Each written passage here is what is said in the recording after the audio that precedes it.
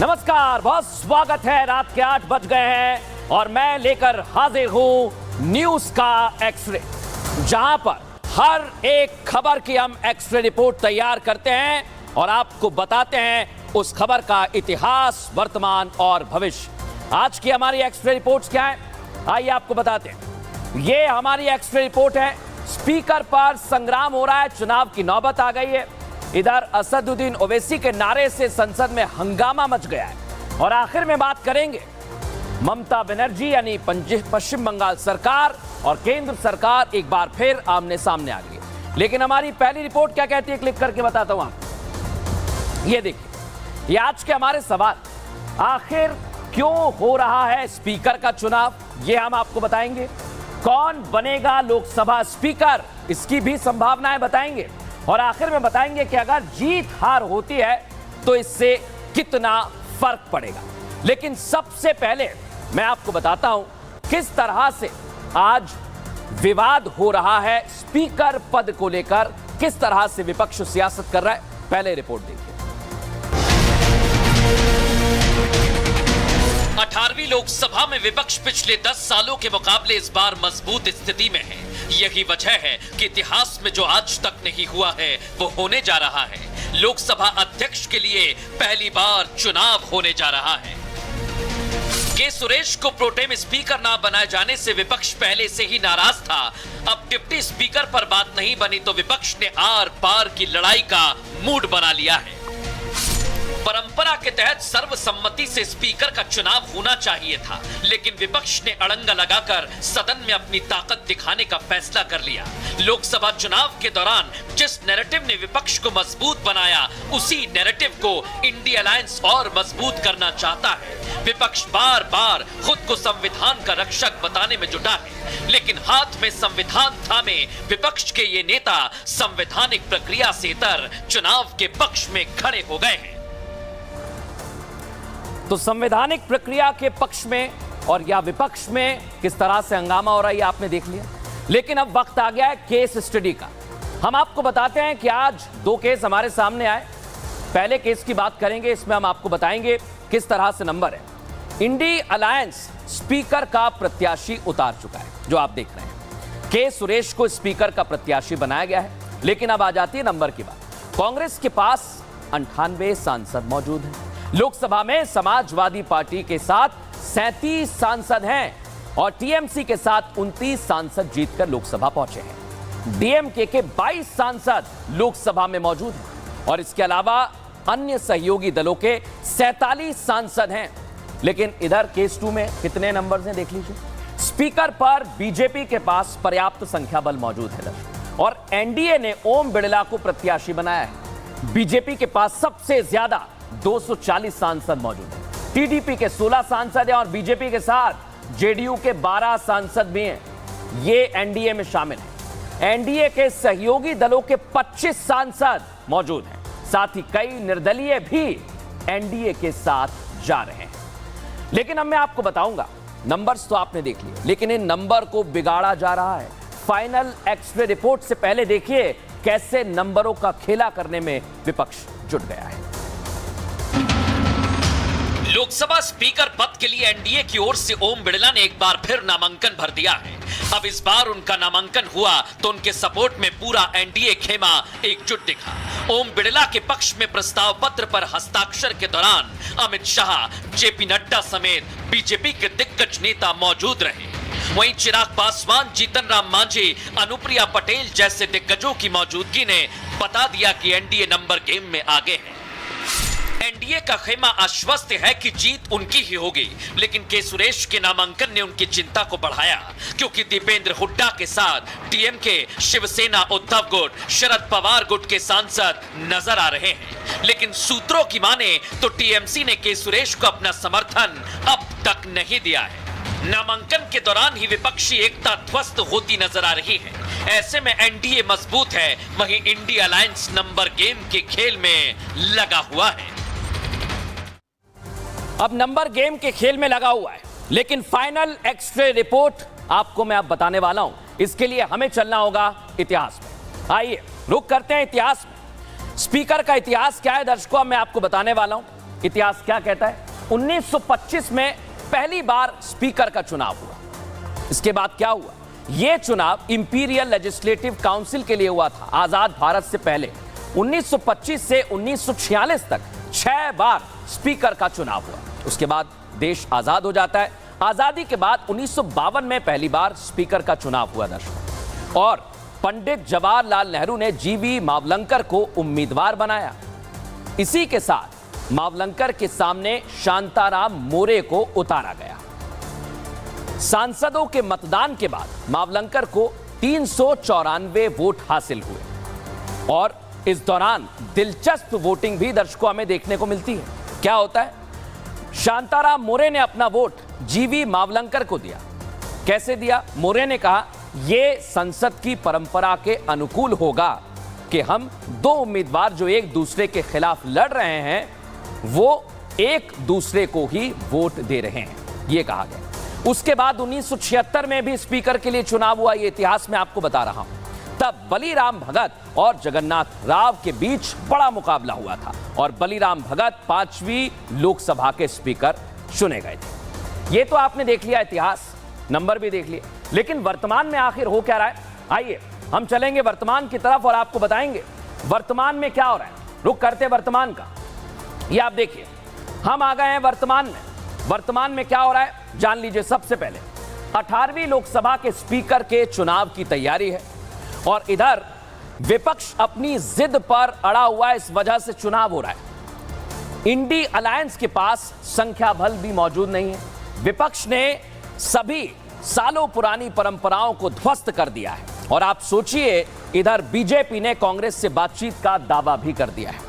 साथ ही साथ राजनाथ सिंह मल्लिकार्जुन खड़गे से फोन पर बात करते हैं। दावा किया गया स्पीकर बनाने के लिए विपक्ष से समर्थन मांगा, लेकिन आखिरकार क्या हुआ? खड़गे ने कहा कि वो वेणुगोपाल से बात करें। वेणुगोपाल ने डिप्टी स्पीकर का पद मांगा। इसके बाद क्या हुआ? विपक्ष अपनी अनर्गल शर्तों पर अभी भी वर्तमान में अड़ा हुआ है। यह वर्तमान था, लेकिन अब मैं आपको बताऊंगा भविष्य में क्या होने वाला है। आइए हम लोग करते हैं भविष्य का। यह देखिए आप, भविष्य में हम आ गए, और भविष्य में किस तरह की तैयारी है आइए जरा आपको बता देते हैं क्या होगा। 26 जून को लोकसभा स्पीकर का चुनाव होना है दर्शकों, और लोकसभा में एनडीए के पास सबसे ज्यादा सांसद हैं, यह मैंने आपको बताया। ओम बिड़ला का लगभग तय है स्पीकर बनना, और चुनाव जीतकर ओम बिड़ला दूसरी बार बनेंगे और इतिहास रचेंगे, भविष्य कह रहा है। इंडिया अलायंस ने पहले अड़ंगा लगाया, लेकिन एनडीए आसानी से डिप्टी स्पीकर का पद भी अब नहीं देने वाला है, और डिप्टी स्पीकर के लिए भी चुनाव हो सकता है, यह हमारी भविष्य की टाइमलाइन कह रही है। यानी विपक्षी नेता संसद में संविधान लेकर पहुंचे हुए थे, लेकिन अब संवैधानिक परंपरा को नहीं निभा रहे हैं, और विपक्ष संविधान बचाने का क्या सिर्फ ढोंग कर रहा है? यह भी सवाल भविष्य के गर्भ में छिपा हुआ है। लेकिन इसे लेकर सियासी हमले भी जारी हैं, आरोप प्रत्यारोप भी लगाए जा रहे हैं। आइए आपको सुनवाते हैं किस तरह से वार पलटवार हो रहा है। पूरे ऑपोजिशन ने कहा है कि हम स्पीकर को सपोर्ट करेंगे, मगर कन्वेंशन ये है कि डेप्यूटी स्पीकर ऑपोजिशन को मिलना चाहिए। शर्त है कि पहले लोकसभा का उपाध्यक्ष कौन होगा वो पहले तय करें, फिर अध्यक्ष के लिए समर्थन मिलेगा। इस प्रकार की राजनीति को हम की निंदा करते हैं। 2019 में उन्होंने तोड़कर किसी को भी नहीं बनाया, अब वो दोबारा ये बुलडोजर चलाने का प्रयास कर रहे हैं। आदान प्रदान करके ये पद ये पार्टी ले लो, वो पद ये पार्टी, ऐसा स्पीकर और डिप्टी स्पीकर को नहीं कर सकते। स्पीकर पर कंसेंसस की कोशिश करते, डिप्टी स्पीकर पर बातचीत करते, प्रोटेम की भी जब बात आई तब भी आपने इस तरह से किया, तो ये साफ नजर आ रहा है कि आपने एक तरफा काम ही रखना है। ये पहली बार ही हो रहा है कि स्पीकर के पोस्ट के ऊपर भी कोई वोटिंग होगी, और ये कोई अच्छी शुरुआत तो है नहीं। इस बार विपक्ष बहुत मजबूत है, तो अगर अपना स्पीकर चुना है तो अच्छी बात है। तो प्री कंडीशन लगा के, पूर्व शर्त लगा के हम सपोर्ट करेंगे ऐसे बोल रहे हैं। संसदीय प्रजाप्रभुत्व में ऐसे कभी भी हो नहीं सकता। हर परिस्थितियों में आपको डिप्टी स्पीकर देना चाहिए था। जब आप नहीं देंगे, सारी परंपराओं को आप खत्म करेंगे, तो निश्चित तौर पर विपक्ष तो अपना कैंडिडेट देगा। शर्तों के साथ जिस तरीके से विपक्ष सामने आया है कि आप डिप्टी स्पीकर के पद पर सहमति कीजिए, जबकि हम सब लोग उसके लिए चर्चा के लिए तैयार थे, इस तरीके से अपनी भूमिका को निभाना मुझे नहीं लगता कि उचित है। शर्तों के आधार पर वो लोकतंत्र चलाना चाहते हैं, दबाव की राजनीति करना चाहते हैं, तो ये लोकतंत्र में नहीं चलता। जो परंपरा है, जो ट्रेडिशन है, उसको मान कर चलना चाहिए था, लेकिन दुखद है कि वो हर चीज पर अपना वर्चस्व चाहते हैं। तो देखा आपने, अब वक्त हो गया है हमारी दूसरी एक्स-रे रिपोर्ट का। पहली का हमने आपको एक एक चीज जानकारी देकर समझा दिया है, इन सवालों के जवाब भी आपको दे दिए हैं, लेकिन अब दूसरी रिपोर्ट का रुख करते आइए। ये देखिए, दूसरी रिपोर्ट आ गई। संसद में हंगामा आज हुआ है। क्या हुआ जान लीजिए। ओवैसी ने आखिर जय फिलिस्तीन क्यों बोला, पहला सवाल। दूसरा, ये किसने लगाया जय हिंदू राष्ट्र का नारा, ये मैं आपको बताऊंगा। और शपथ के दौरान ये सियासी ड्रामेबाजी क्यों की जा रही है, ये सारे सवाल आपने जान लिए। लेकिन आज मैं आपको अब संसद की तस्वीर दिखा रहा हूं। आइए आपको बताता हूं आखिर संसद में हुआ क्या था। ये आप देखिए, संसद में आज दो तरह के नारे लगाए गए, नारा वर्सेस नारा। जय फिलिस्तीन, जय हिंदू राष्ट्र, किसने लगाया, कैसा माहौल रहा, सुनिए जरा।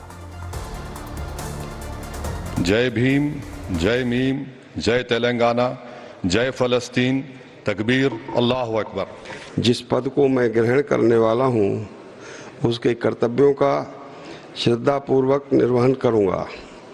जय हिंदू राष्ट्र, जय भारत। तो ये सुन लिया आप, इसकी विस्तार से आपको रिपोर्ट बताऊं उससे पहले आज दो और नारे लगाए गए। जय श्री राम का नारा लगाया गया और उसके बाद कैसा हंगामा हुआ, जरा वो भी आपको सुनवा देता हूं। जय श्री राम, जय भारत।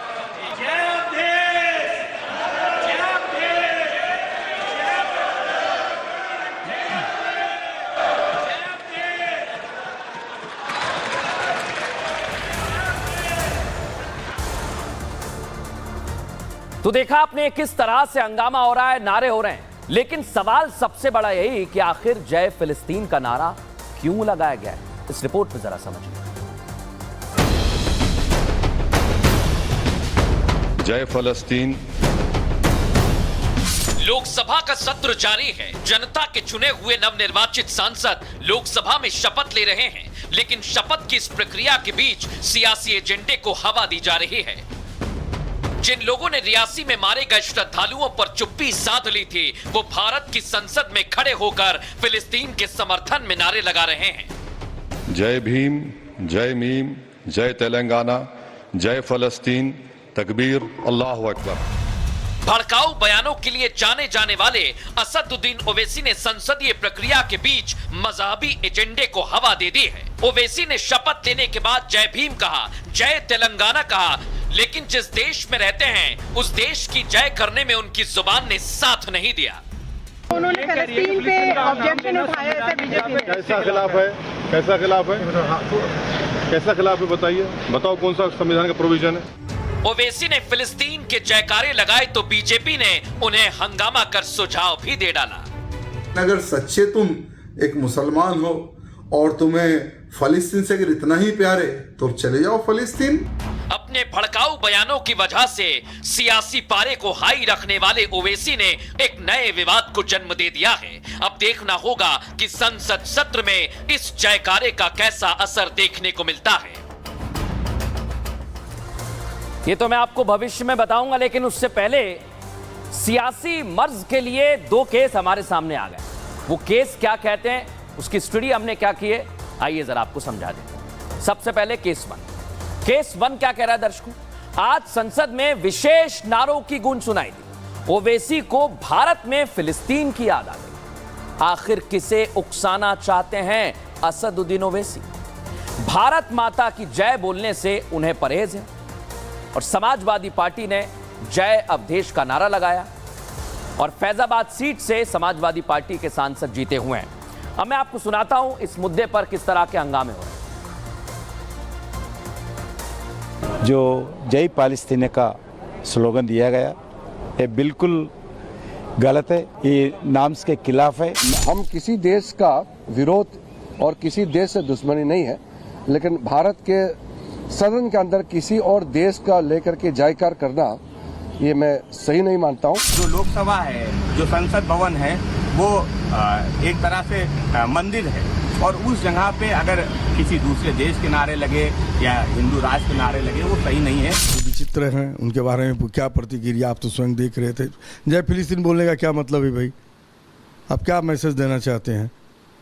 अरे भाई, आप अपने धर्म के बारे आप अगर कुछ बोल रहे थे या कुछ और लोग बोले तो इसमें कोई बात नहीं, लेकिन आप जय फिलिस्तीन बोल दे, कोई कनाडा बोल दे, कोई अमेरिका बोल दे, कोई ईरान बोल दे, कोई तिब्बत बोल दे, कोई भाषा है क्या? तो आपने ये तो सुन लिया है, लेकिन इसे किस तरह से फैलाया जा रहा है या हंगामा किया जा रहा है, इसके लिए हम एक बार फिर से इतिहास में चलते हैं। आइए आपको इतिहास में लेकर जाते हैं और क्या हो रहा है। 1947 में फिलिस्तीन का बंटवारा हुआ था। ये फिलिस्तीन का इतिहास मैं आपको बता रहा हूं क्या हुआ इसके बाद, समझिए जरा। फिलिस्तीन का बंटवारा हुआ, फिलिस्तीन से एक यहूदी देश बना और फिलिस्तीन यहूदियों का विवाद धीरे धीरे बढ़ता चला जाता है। इसके बाद 1948 में यहूदी देश इजराइल बना। साथ ही दर्शकों, आपको यह भी जानकारी मैं दे दूं, पहले भारत इजराइल के खिलाफ था, लेकिन बाद में भारत ने 1950 में भारत ने इजराइल को मान्यता दे दी और फिर इसके बाद इजराइल और फिलिस्तीन के बीच कई सारी जंग हुई हैं। लेकिन हुआ क्या, भारत इन जंगों में तटस्थ भूमिका निभाता रहा है। यह इतिहास हो गया। अब हमें चलना होगा वर्तमान की तरफ कि आखिर वर्तमान में क्या हो रहा है। आइए मैं आपको वर्तमान में लेकर चलता हूं और किस तरह से वर्तमान में हंगामा मचा हुआ है ये मैं आपको बताऊंगा। और हम इस समय वर्तमान में आ गए। इजराइल और हमास के बीच में इस समय दर्शकों जंग चल रही है। क्या हो रहा है, हमास फिलिस्तीन एक आतंकी संगठन है जिसने हमला किया। भारत सरकार ने इजराइल का समर्थन किया और आपको यह भी जानकारी हम दे दें, भारत ने जंग को रोकने की अपील भी की है। वर्तमान में कुछ विपक्षी दलों ने फिलिस्तीन का इस दौरान समर्थन भी किया है। साथ ही साथ असदुद्दीन ओवैसी फिलिस्तीन के समर्थक रहे हैं, सोशल मीडिया पर भी बताते रहे। ओवैसी ने शपथ के बाद फिलिस्तीनी नारा लगाया। इतना ही नहीं, इसी के बाद सवाल खड़े होने लगे। लेकिन अब बड़ी बात क्या है, भविष्य के गर्भ में क्या छिपा हुआ है, आइए मैं आपको लेकर चलता हूं भविष्य में क्या हो सकता है। इस तरह की नारेबाजी से क्या होगा, आइए मैं आपको बताता हूं। भविष्य क्या कहता है, ओवैसी के नारे से विवाद बढ़ सकता है दर्शकों, यानी संसद में हंगामा हो सकता है। संसद के अंदर इसका विरोध भारतीय जनता पार्टी और करेगी और साथ ही साथ ओवैसी का नारा अंतर्राष्ट्रीय मुद्दा भी बन सकता है। नारे से विदेश नीति भी हमारी प्रभावित हो सकती है और ओवैसी के विरोध में हिंदू राष्ट्र का नारा भी लगा। लेकिन क्या हुआ, विपक्ष हिंदू राष्ट्र के नारे को मुद्दा बना सकता है भविष्य में। और अब मैं आपको बता दूं, विपक्ष हिंदू राष्ट्र के नारे को जब मुद्दा बनाएगा तो हंगामा होना निश्चित है। लेकिन इसी से जुड़ी हुई एक बड़ी खबर भी मैं आपको बता रहा हूं आज एक्स्ट्रा रिपोर्ट में। सबसे पहले बड़ी जानकारी आपको दे दे, असदुद्दीन ओवैसी को लेकर यह जानकारी मिल रही है, जहां उनकी सांसदी भी जा सकती है। ये जानकारी हमें मिल रही है, असदुद्दीन ओवैसी की सांसदी जा सकती है। और आपको यह भी जानकारी हम दे रहे हैं क्योंकि जिस तरह के नारे लगाए गए हैं उससे खतरा बढ़ सकता है और उनकी सांसदी पर अब खतरा बढ़ रहा है।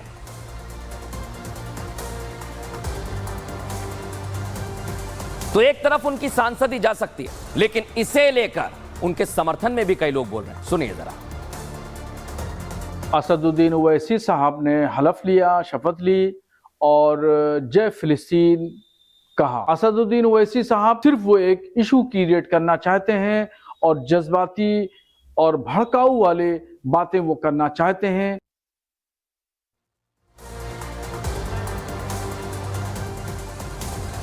चलिए आइए, अब हमारी तीसरी एक्सरे रिपोर्ट का वक्त हो गया है और यह रिपोर्ट आपको देखनी चाहिए। क्यों देखनी चाहिए मैं आपको बताता हूं। तीसरी रिपोर्ट क्या कहती है, ममता सरकार वर्सेस मोदी सरकार। चुनाव के बाद भी बंगाल में आखिर क्यों हंगामा हो रहा है यह मैं आपको बताऊंगा। और भारत बांग्लादेश की संधि पर ममता बनर्जी क्यों नाराज हो गई हैं यह मैं आपको बताऊंगा। और जो संधि है वो है गंगा जल संधि, लेकिन आखिर ये है क्या ये मैं आपको बताऊंगा। लेकिन सबसे पहले मैं आपको बताता हूं किस तरह से संधि चल रही है और ममता बनर्जी इस पर नाराज हो गई हैं। आइए दिखाते हैं। ये आप देखिए, शेख हसीना भारत आई, प्रधानमंत्री नरेंद्र मोदी से मुलाकात की, गंगा जल संधि पर बातचीत की, लेकिन इस वजह से ममता बनर्जी नाराज हो गई। दिखाइए जरा अगली तस्वीर। ममता बनर्जी ने नाराजगी के बाद एक पत्र लिखा है। ये तस्वीरों को देखकर ममता बनर्जी नाराज हो गई और ममता बनर्जी ने एक पत्र लिखा है। क्या पत्र है मैं आपको पढ़ के सुना रहा हूं और आप हूबहू हिंदी में मैंने आपके लिए अनुवाद किया है, दर्शकों समझिए। पत्र में ममता बनर्जी लिखती हैं, ये पत्र बांग्लादेश की माननीय प्रधानमंत्री की यात्रा के संदर्भ में लिख रही हूं। ऐसा लगता है कि बैठक के दौरान गंगा और तीस्ता नदियों से संबंधित जल बंटवारे के मुद्दों पर चर्चा हुई होगी। राज्य सरकार के परामर्श और राय के बिना इस तरह की एक तरफा विचार विमर्श पर ना चर्चा स्वीकार्य है और ना ही ये अच्छा होगा। तो ये तो आपने देख लिया है, लेकिन अब मैं आपको बताता हूं इस मुद्दे को लेकर विवाद बढ़ेगा। किस तरह का विवाद बढ़ सकता है वो इस रिपोर्ट में समझिए। लोकसभा चुनाव के बाद मोदी और ममता एक बार फिर आमने सामने आ गए हैं। इस बार वजह चुनावी नहीं बल्कि अंतर्राष्ट्रीय जल संधि है। मोदी सरकार बांग्लादेश के साथ 30 साल पुरानी गंगा जल संधि को रिन्यू करने पर सहमत हो गई है। इस संधि में बंगाल सरकार का प्रतिनिधि नहीं होने की वजह से ममता बनर्जी नाराज हैं और उन्होंने चिट्ठी लिखकर समझौते को मानने से इनकार कर दिया है। ममता की ये जिद यूं ही नहीं है।